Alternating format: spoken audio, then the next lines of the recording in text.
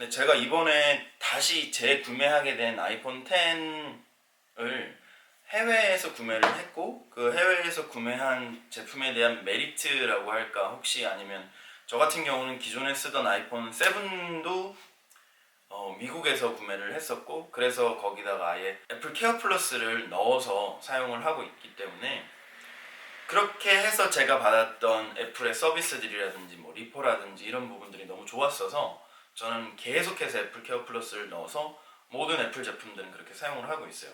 왜냐면 한국에는 아직 애플 케어 플러스가 판매가 되지도 않고 계획도 정확히 모르겠다고 하고, 하지만 일본이라든지 홍콩이라든지 미국이라든지 그 외에 유럽 국가들에서는 애플 케어 플러스를 같이 파는 경우가 꽤 많거든요. 저 같은 경우는 추천을 드려요. 왜냐면 우리도 지금 통신사를 통해 가지고 만약에 24개월을 뭐 3,000원 혹은 요새 만원까지도 있는 것 같더라고요. 그 보험을 처리를 해주는 게.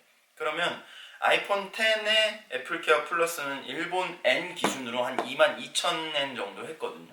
약 22만원에서 뭐 24만원 사이라고 보시면 되는데, 보험 같은 경우도 만원에 24개월이면 거의 그런 금액이 나오고, 하지만 그 보험으로 인해서 처리할 수 있는 자기부담금이라든지 이런 부분들이 뭐 100%다 처리가 되는 부분은 아니다 보니까. 근데 뭐 애플케어 플러스도 똑같아요. 이게 망가졌을 때 내가 들고 가서 그 제품의 상태에 따라서 리퍼를 받을지 디스플레이 교체만 받을지 뭐 이런 게 결정이 나는데, 추가금은 분명히 들어요. 근데 제품이 한국 금액 기준으로 150만 원이나 하는 그 제품을 10만 원 내고 리퍼를 한다든지 뭐 30만 원을 내고 리퍼를 한다든지, 리퍼라는 개념 자체도 좀 찝찝하기는 하지만 어쨌든 내가 기존에 있는 깨진 디스플레이 혹은 뭐 어디가 뭐 상처가 나거나 아니면 찌그러지거나 아니면 무슨 작동을 하지 않는 그런 제품을 거의 새 거로 바꿔주는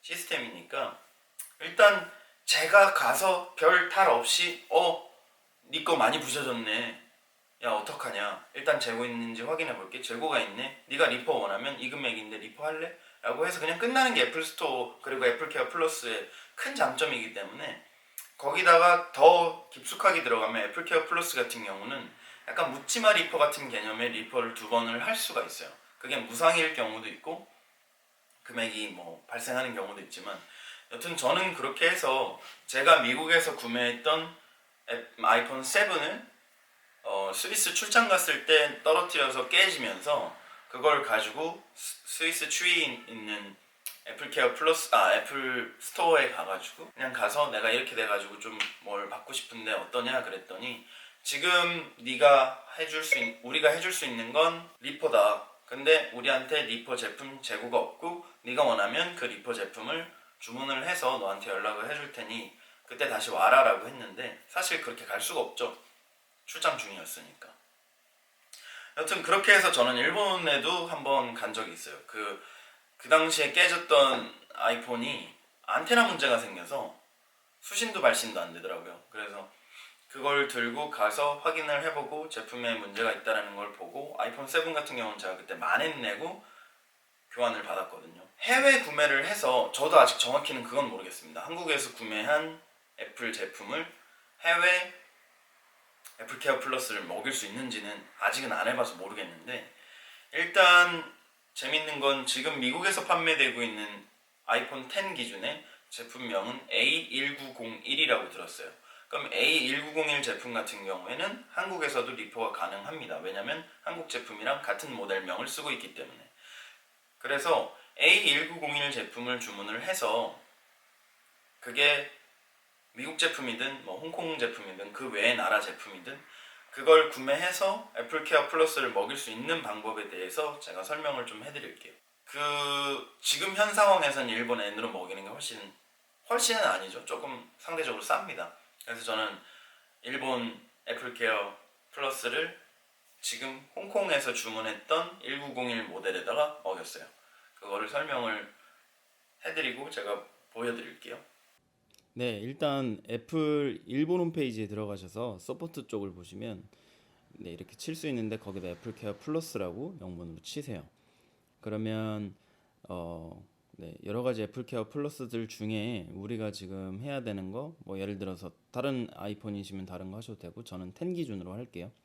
그래서 쭉 내리다 보면 저기 파란 글씨로 온라인 구입이라고 써 있는 게 있죠. 거기 누르시면 네, 그렇게 해서 자기 보증 기간을 확인할 수 있는 이 일련 번호를 치는 곳이 나와요. 그래서 일련 번호를 넣으시면 됩니다. 여기서 넣고 나면 메뉴들이 나올 거고 거기서 구매가 바로 가능하시거든요.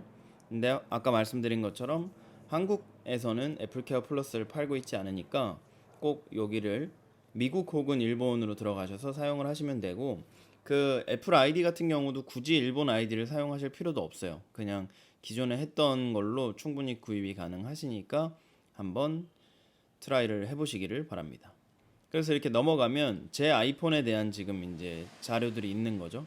그래서 저는 애플케어 플러스를 먹여서 2020년 5월 6일까지 애플케어 플러스를 받을 수 있는 거예요. 네, 한국도 1차 출시국이 되고 뭐 애플케어 플러스라든지 이런 서비스들을 다 받을 수 있으면 제일 좋겠지만 아무래도 조금 더 시간은 필요할 것 같고요. 그쵸? 그러니까 이번까지는 또 해외 구매를 많이 하실 것 같은데, 해외 구매를 하시게 되면 애플케어 플러스를 꼭 한번 활용해 보시는 걸 추천드리도록 하겠습니다. 그럼 오늘 영상도 봐주셔서 감사하고, 또 추가적으로 궁금하신 게 있으시면 언제든지 댓글로 물어봐 주세요. 그럼 오늘 키노트 감상 잘 하시고요. 다음 영상에서 뵐게요. 또 봐요.